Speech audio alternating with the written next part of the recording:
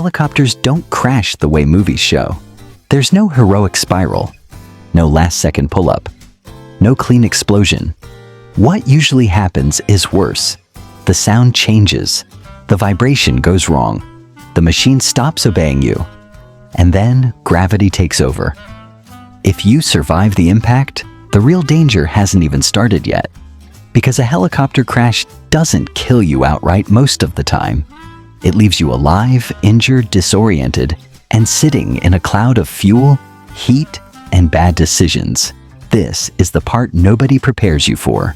So listen carefully, because what keeps you alive after the helicopter goes down has nothing to do with bravery and everything to do with discipline. First, understand this. Your enemy is not the crash. Your enemy is what happens in the first 10 minutes afterward. Fire, shock, blood loss, exposure, panic. Control those, and you live. Lose control, and the crash finishes the job. The moment the helicopter hits the ground, your body will lie to you. Adrenaline masks pain. Hearing drops out. Time stretches. You will feel fine when you are not. Your first rule is simple. Do not move yet. I know that sounds insane. Everything in you will be screaming to get out.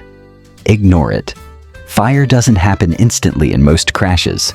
Movement, sparks, and ruptured lines are what turn fuel into flame. So you pause. 3 deep breaths. In through the nose. Out through the mouth. You are buying clarity. Now assess. Are you conscious? Are you bleeding heavily? Is there fire or smoke inside the cabin?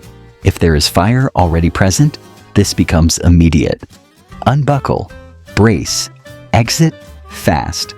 But if there is no fire yet, seconds matter more than speed. Check yourself with your hands.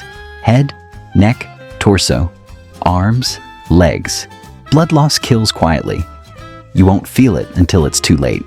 If you find a bleed, pressure now, not later. Once you're sure you can move, then you exit. Not upward, not toward the tail. Sideways. Rotors can keep spinning even after impact. They break loose. They decapitate. You move away at an angle, staying low. Distance is your first layer of protection. At least 100 feet if you can manage it. Now comes the second phase. The helicopter is no longer transportation. It is a bomb. Fuel leaks spread invisibly along the ground. A spark, static discharge, or hot metal can ignite it. So you put space between you and the wreck. Only then do you stop and reassess injuries properly.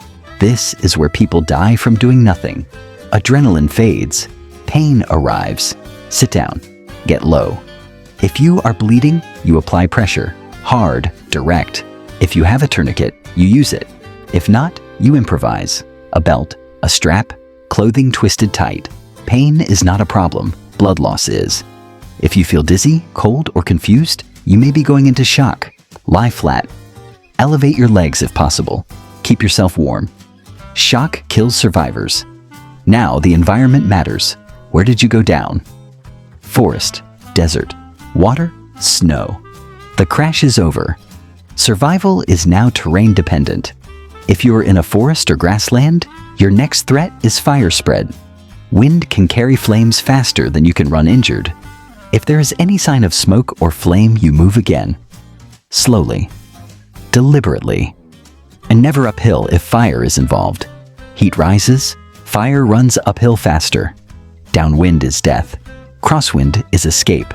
If you are in the desert, heat becomes your enemy immediately. Shade is survival. The wreck itself may offer temporary shade, but only if it is not leaking fuel. If you can safely use it, do so briefly. Then build shade elsewhere. Parachute fabric. Seat cushions. Debris.